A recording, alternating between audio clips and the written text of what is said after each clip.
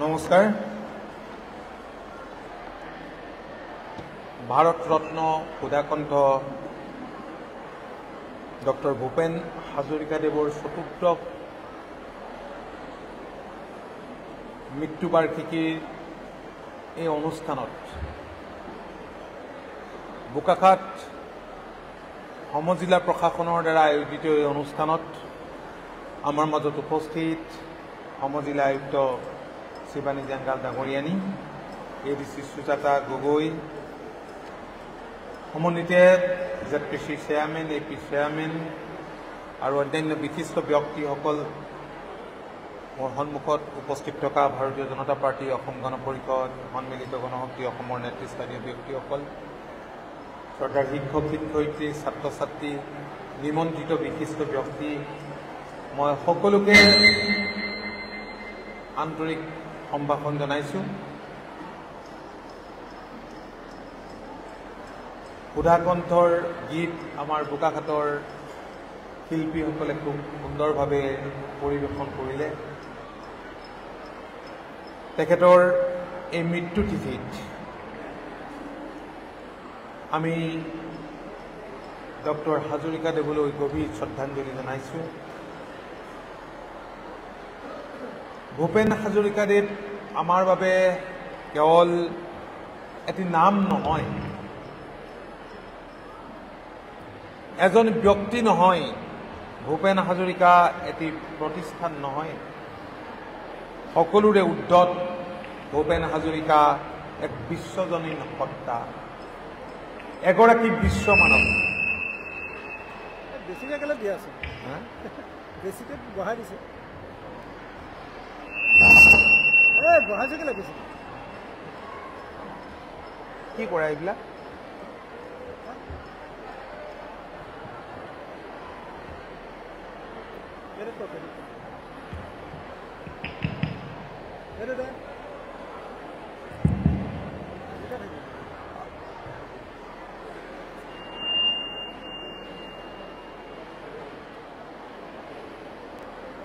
ভূপেন হাজৰিকাদেৱক জীৱিত কালত আমি বহুবাৰ লগ পাইছোঁ। ছাত্ৰাৱস্থাত বিভিন্ন অনুষ্ঠানলৈ তেখেতক নিমন্ত্ৰণ জনাইছিলোঁ, কেতিয়াবা লগতো লৈ গৈছিলোঁ।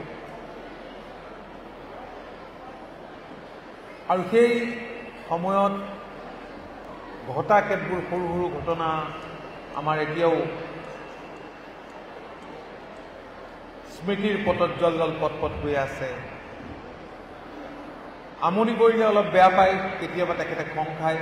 এবাৰ ওদালগুৰিত লৈ যাওঁতে তেখেতক আদৰণি জনাবলৈ অনুষ্ঠানৰ নতিদূৰত আমাৰ ল'ৰা ছোৱালীবিলাক, বন্ধুসকল ৰৈ আছিল। সেইখিনিলৈকে ঠিকেই আছিল। গায়ন বায়ন, পৰম্পৰাগত নৃত্য নামেৰে তেখেতক সম্ভাষণ জনাইছিল, আদৰণি জনাইছিল। কিন্তু আদৰণি জনাবৰ কাৰণে অনুষ্ঠানটো য'ত অনুষ্ঠিত হৈছিল তাৰ পৰা বহু আগত গৈ জনাইছিল আৰু অনুষ্ঠানটোলৈকে খোজ কঢ়াই তেওঁলোকে লৈ আনিছিল। অত্যন্ত সংখ্যাই কৈছিল যে মোক শাস্তি দিবলৈ আনিছা নে তোমালোকে মৰম কৰিবলৈ আনিছা, সন্মান যাচিবলৈ আনিছা। উভতিয়ে যাব খুজিছিল। আকৌ বুজাই বঢ়াই তেখেতক আমি লৈ আনিছিলোঁ। এক সুকীয়া ব্যক্তিত্বৰ অধিকাৰী আছিল ডক্টৰ হাজৰিকাদেৱ। এক অবিস্মৰণীয় প্ৰতিভাৰ অধিকাৰী আছিল ডক্টৰ হাজৰিকাদেৱৰ জীৱন। আৰু সংগীত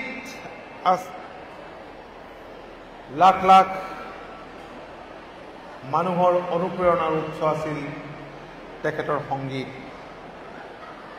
ভাৰতীয় সংস্কৃতি আৰু সংগীতক বিশ্বত শক্তিশালীভাৱে উপস্থাপন কৰাৰ ক্ষেত্ৰত অপ্ৰমেয়াদী ভূমিকা পালন কৰা আমাৰ সকলোৰে মৰমৰ ভূপেন দা আছিল ঐক্য আৰু অখণ্ডতাৰ প্ৰতীক। আমি সকলোৱে জানো, আজিৰ পৰা কিছুদিন আগে 19 ছেপ্টেম্বৰ তাৰিখে সংগীতৰ ৰাজপুত্ৰ গণশিল্পী আমাৰ সকলোৰে হিয়াৰ আমঠু জুবিন গাৰ্গ আমাৰ মাজৰ পৰা হেৰাই গ'ল। সকলোকে সুখ সাগৰত পেলাই থৈ গ'ল। আৰু সেই জুবিন গাৰ্গো আচলতে এটা নাম নহয়। জুবিন গাৰ্গ অসমীয়াৰ বাবে এক আবেগ, অসমীয়াৰ বাবে অনুভৱ। আৰু সেইবাবেই এতিয়াও সেই মৰা দিনটোৰ দৰে, মৃত্যুৰ দিনটোৰ দৰে অসমবাসী ম্ৰিয়মান হৈ আছে। আৰু মই ভাবোঁ যে এক আবেগ বা এক অনুভৱ, যিটো কথা আমি কৈ গৈছোঁ, হয়তো তাৰো ঊৰ্ধত শব্দৰে প্ৰকাশ কৰিব নোৱাৰা আন এক অনুভূতি। নিজৰ সংগীত তথা চলচ্চিত্ৰ ক্ষেত্ৰৰে ব্যপ্ত জুবিন গাৰ্গ এক বিশাল ব্যক্তিত্ব। আধুনিক ভাৰতীয় সংগীতৰ এগৰাকী অদম্য শিল্পী জুবিন গাৰ্গৰ বিয়োগে অসম আৰু অসমীয়াৰ জীৱন আজি ৰিক্ত কৰি তুলিছে, সকলোকে বাগৰুদ্ধ কৰি তুলিছে, সকলোৱে ন্যায় বিচাৰিছে। ভূপেন দা আৰু জুবিন গাৰ্গ এই দুইজন ব্যক্তি, দুইটা নামেই আমাৰ স্বাভিমান। আৰু এই দুয়োগৰাকী শিল্পীয়েই সমগ্ৰ উত্তৰ পূৰ্বাঞ্চলক সম্প্ৰীতিৰ এনাজৰীৰে কটকটীয়াকৈ বান্ধি ৰাখিছিল। এই দুয়োগৰাকী ব্যক্তিৰ মৃত্যুত অসমবাসী যিদৰে ম্ৰিয়মান, উত্তৰ পূৰ্বাঞ্চলবাসীও ম্ৰিয়মান। কেৱল উত্তৰ পূৰ্বাঞ্চলবাসীয়ে ম্ৰিয়মান নহয়, দেশ বিদেশতো যিসকল অনুৰাগী আছে সেই সকলো ম্ৰিয়মান। আজি কিছুদিন আগতে অৰুণাচল প্ৰদেশে ভূপেন দাৰ স্মৃতিত জন্ম জয়ন্তী পালন কৰিছে। তেনেদৰে মেঘালয়ে 2025 চনৰ চেৰী ব্লছম ফেষ্টিভেল জুবিন গাৰ্গৰ নামত উৎসৰ্গা কৰিছে। মহাবাহু ব্ৰহ্মপুত্ৰ যেতিয়ালৈ বৈ থাকিব, অসমীয়া জাতি তেতিয়ালৈ থাকিব, আৰু তেতিয়ালৈ অসমীয়াৰ দেহৰ গিৰাই গিৰাই এই দুয়োগৰাকী কিংবদন্তী শিল্পী সত্তা প্ৰবাহমান হৈ থাকিব।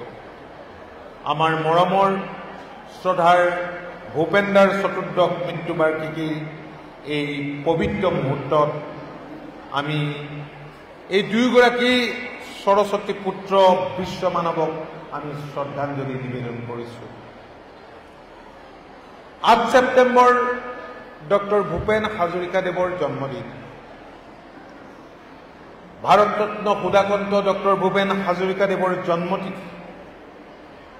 মাননীয় মুখ্যমন্ত্ৰী ডক্টৰ হিমন্ত বিশ্ব শৰ্মা ডাঙৰীয়াৰ পৰামৰ্শ মতে ভূপেন দাৰ গীত আৰু বিশ্বজনীন যি চিন্তাধাৰা, সেই চিন্তাধাৰা বিশ্বৰ প্ৰতিজন মানুহৰ ওচৰলৈ লৈ যোৱাৰ বাবে যোৱা 8 ছেপ্টেম্বৰ তাৰিখৰ পৰা অসম তথা দেশজুৰি ভূপেন হাজৰিকা জন্ম শতবৰ্ষ উদযাপনৰ সিদ্ধান্ত গ্ৰহণ কৰিছিল আমাৰ চৰকাৰে।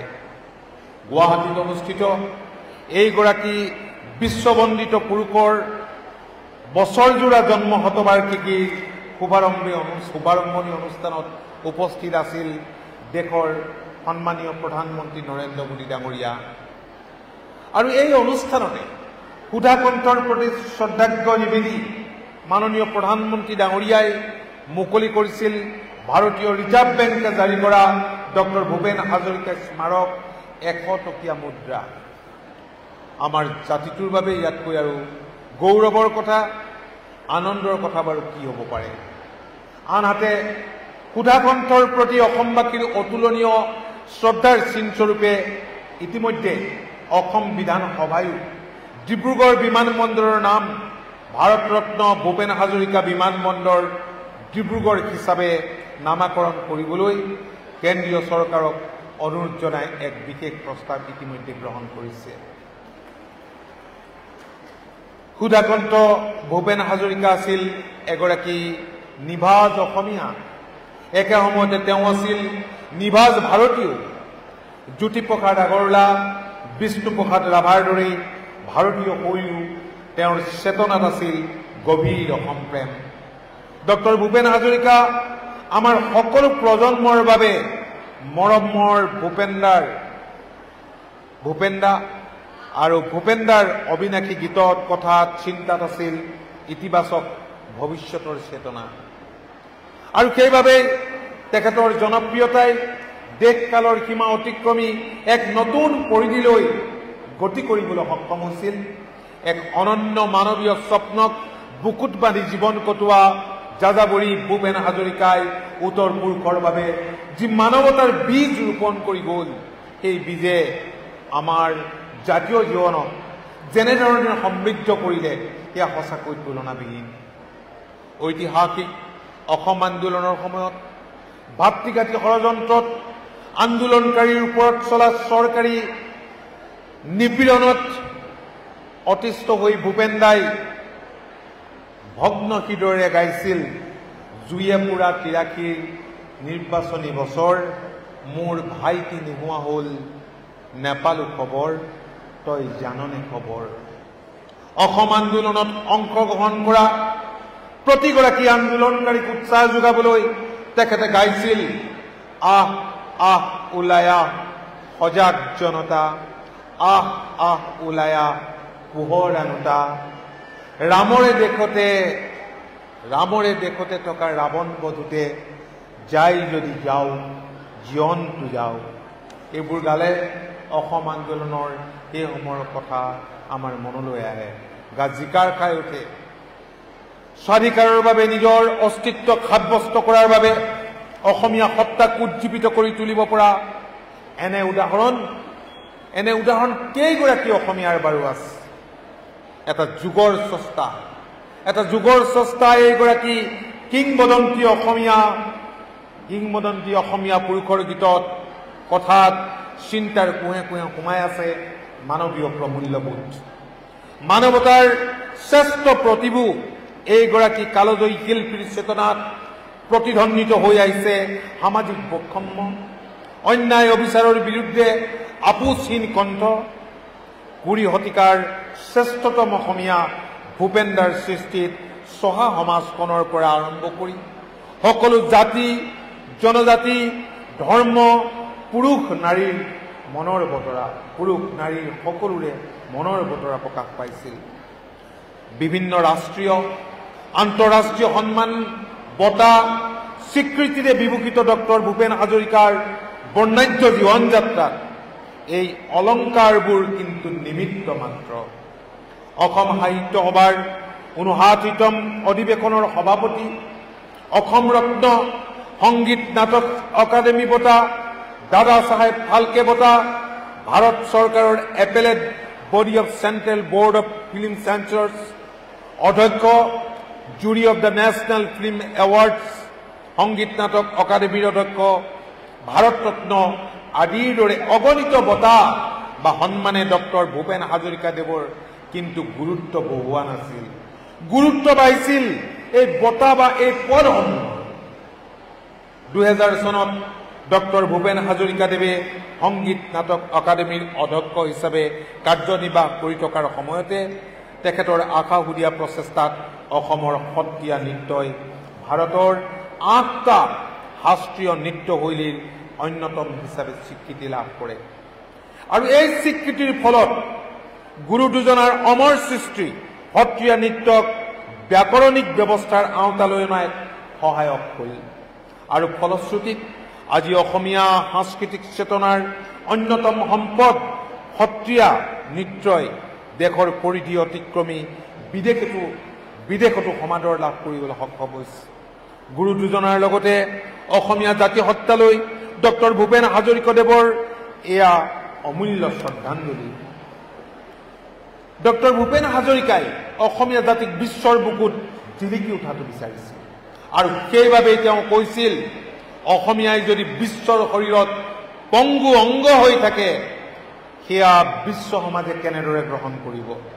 ভূপেন্দাৰ এই আহ্বান অসমীয়া মানুহক প্ৰাণৱন্ত কৰি তোলাৰ আহ্বান অসমীয়া মানুহক দক্ষতাৰে জীয়াই থাকিবলৈ প্ৰেৰণা যোগোৱাৰ আহ্বান সমন্বয়ৰ মাজেৰে এক শক্তিশালী অসমীয়া জাতি গঠনত তেখেতে সদায় গুৰুত্ব দিছিল ব্ৰহ্মপুত্ৰ আছিল ভূপেন্দাৰ বাবে এক সুতীব্ৰ অনুভূতি আৰু সেইবাবেই তেওঁ ব্ৰহ্মপুত্ৰক মহামিলনৰ তীৰ্থ হিচাপে অভিহিত কৰিছিল।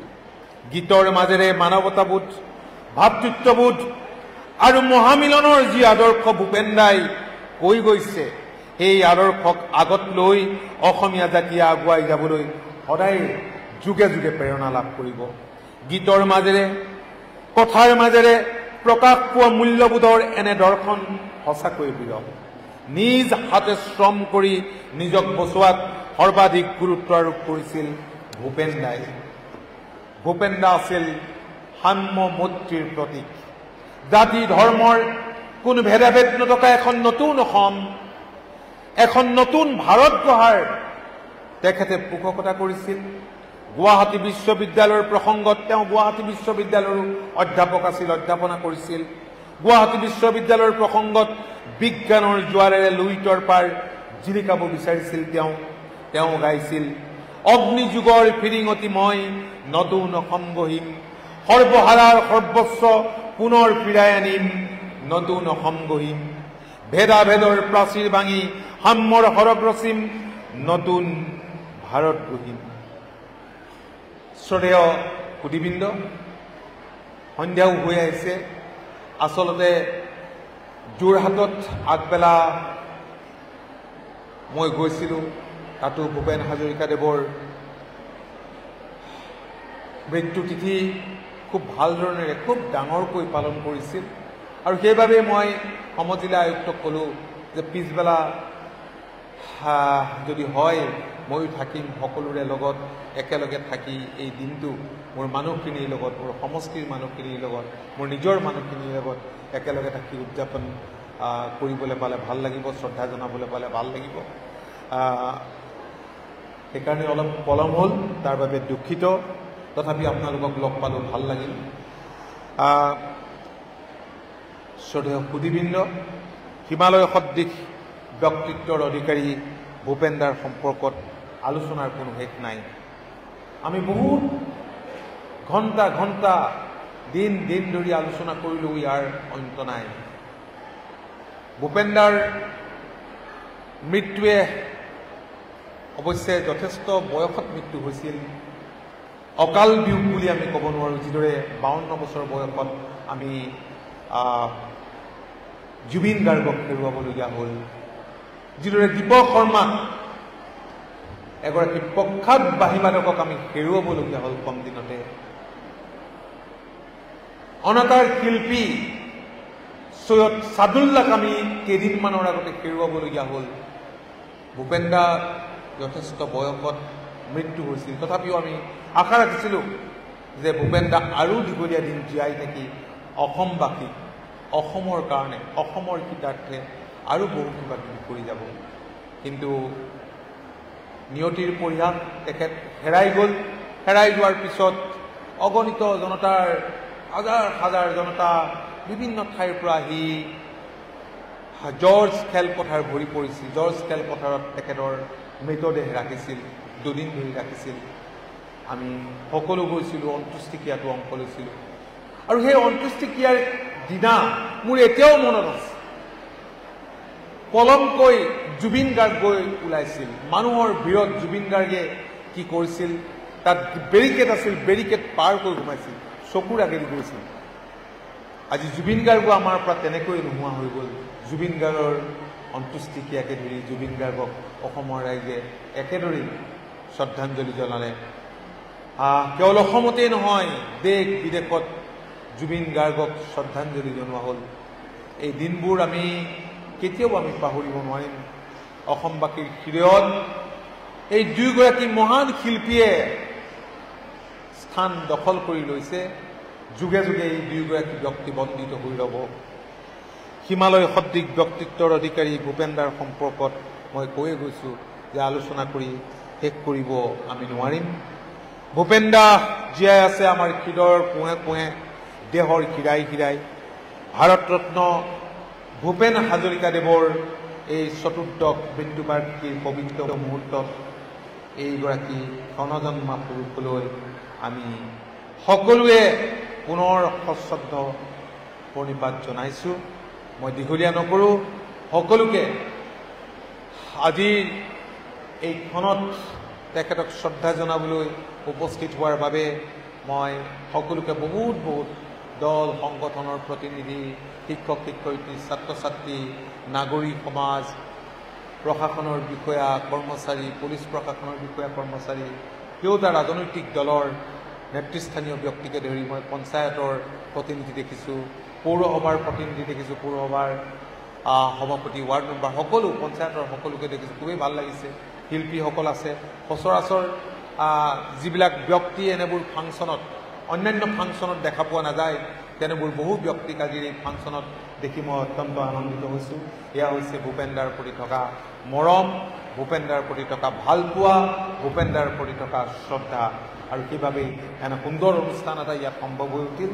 মই সকলোকে পুনৰ এবাৰ মান্যতা অনুসৰি চেনেহ শ্ৰদ্ধা জনাই ভূপেনদালৈ আকৌ এবাৰ গভীৰ শ্ৰদ্ধাঞ্জলি জনাই মূৰ দোৱাই তেখেত অমৰ হৈ থাকিব, তেখেতৰ আত্মাই চিৰশান্তি লাভ কৰক, ভগৱানৰ ওচৰত তাকে কামনা কৰি মোৰ বক্তব্য সামৰিছোঁ। ধন্যবাদ। জয় অসম, জয় হিন্দ।